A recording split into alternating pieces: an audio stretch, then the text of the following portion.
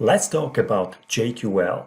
JQL is a shortcut for Jira Query Language, and it might be scary for some people, and some of you probably don't know how to use it, and maybe this is exactly why you came to see this video. So I'm going to show you how to make the JQL easy today within just 5 to 10 minutes of this video. This video also, by the way, is part of our effort to deliver high-quality learning materials inside the Atlassian ecosystem, and we try to do that for Jira, for Confluence, for all the surrounding apps. If you want to support this effort, then consider subscribing, liking this video, posting a comment also just for the algorithm even. And also, of course, we do offer paid services in all of those areas, so if you want to reach out to us and talk about this, all the contacts will be in the description of this video and also somewhere on the video page.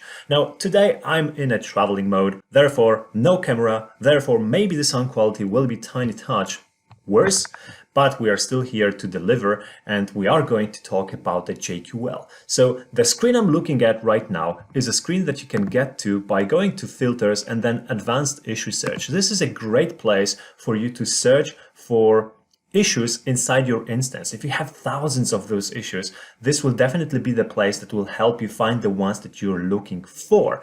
It's also a great place to grab the issues that come from several different projects, because otherwise you could also go straight into one of the projects that you have and search inside this project. But what if you want to grab a bunch of issues coming from many different projects, right? This is exactly the place where you will come to do that.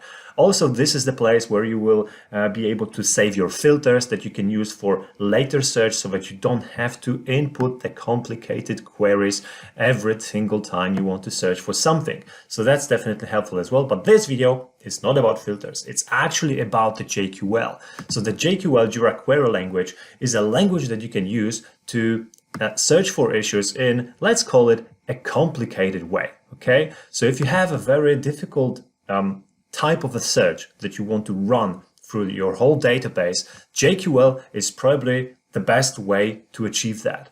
But also at the same time, JQL might look and even maybe sound scary to some people. So I'm here today to debunk the myth that JQL is something that only the pros can use, okay? It is definitely not. And even if you look at the query right over here, it kind of looks complicated at the first glance, but if you read it carefully, you will find out that it's actually not that difficult, right? It's like created date bigger or equal to this, and smaller or equal to this, and the project is this, and the issue type is this, and the status or issue type is epic, and then there's order by issue type, which is kind of irrelevant and kind of unique also. We don't do that very often, right? So it might look scary, but I'll show you a way of achieving this kind of thing without breaking a sweat. So all you have to do really for the JQL to become a lot less scary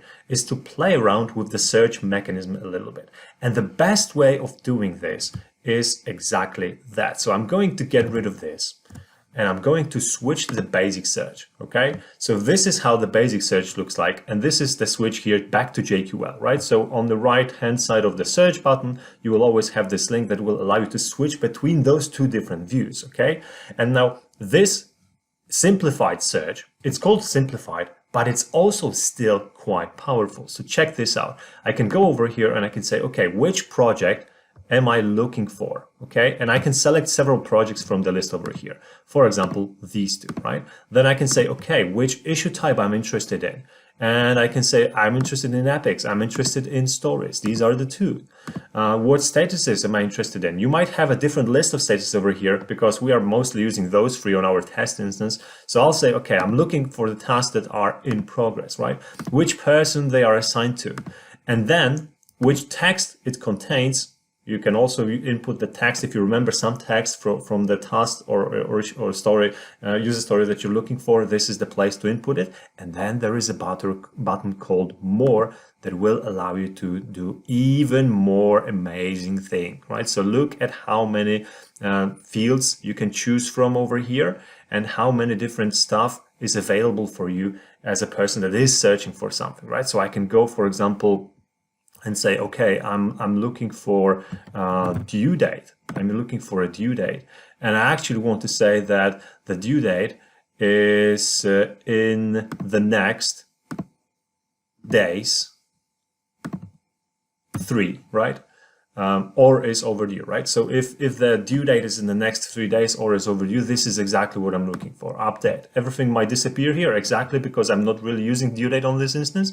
But if I would have any task that would be ending in according to the due date in the next 3 days, these tasks would exactly fall into this search criteria, right? So this is the way that you can simplify the search mechanism. And now an amazing thing, if you switch to the JQL, the JQL will show you exactly what you have done in the previous view. So notice that the translation of the JQL is exactly what we had previously. The due date is smaller or equal than 3 days, and the project is within this or this, and the issue type is either an epic or a story, and the status is in progress. This is exactly what we had on the other side of this view, right? Again, if I switch to basic, this is what I have over here. If I switch to JQL, I get the JQL immediately, right? So if you're struggling with the JQL, this is the best way to approach this. Just go to the basic view, play around over here, try to find the thing that is exactly what you're looking for, and then switch to the JQL to see how the JQL looks like, and then you can build on top of this, right? So I could say over here now, order by created date, for example. And you get an error. Why? Because this is not how you write created date. Okay, how do I write created date? Okay, let's get rid of this. Let's get rid of this. And let's press search and switch to basic. So I messed up with the created date. Oh, that's bad, right? But what if I add actually the created date to the criteria over here? And I'll say just whatever, within the last 2 minutes. I just want to see how the created date looks like, you know, in the JQL. So I'll switch back to the JQL and I see, okay, created, there is no date. So maybe that's the thing I've been looking for. Perfect. Then let's get rid of this and let's go back here and say order by created. And there you go. You got the search. Again, no issues in this one because of this part, right? But if I get rid of this part and enable the search, you will get the list, and you will notice that they are sorted by the created date, exactly what we wanted, okay?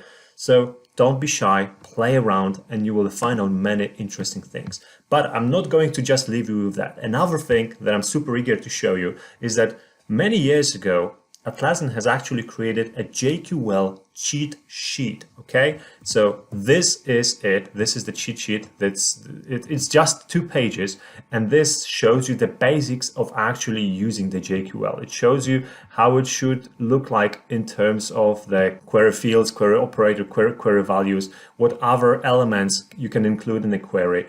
You get the list of basic fields that you can use over here. You get the list of operators. You get the list of functions, right? So far I haven't I didn't show you any functions and I didn't use them, but you get the list of some of the functions that might be useful to you. Again, not all of them, but some of them. Some reserved characters and how to go around them. Some modifiers, some examples of word stemming, right? And another one over here, just a big example, combining almost everything together, right? So that's just a 2-pager, but very, very useful for the beginning users that begin their journey with that JQL. If that will not be enough anymore for you, then you will have to switch to the support document for advanced searching, and then all the things regarding the more advanced search elements for the JQL will be explained over here, and you will be able to go in depth into what is the full list of fields, what is the full list of operators, keywords, functions, right? Functions, probably the most important one of all. So all the links, of course, we will put into the description of this video so that you can follow them up and check them out for yourself. And basically, all I wanted to say in this video as a conclusion is that JQL is not as difficult as many people think. You actually just need to play around with it. And within 30 minutes, I'm pretty sure that you will be more advanced than you thought you could be 10 minutes ago. Now, if that was interesting, then I strongly encourage you to also check out our other videos. If you want to talk about any kind of help in the Atlassian environment, be it Jira, Confluence, project management apps that we specialize in, don't be shy, reach out to us and we will schedule a call and we will definitely ask how we can help you with the challenges that you're facing right now. And having said that, this will be all for this video. Thank you so much for listening and watching, and I'll be seeing you in the next one.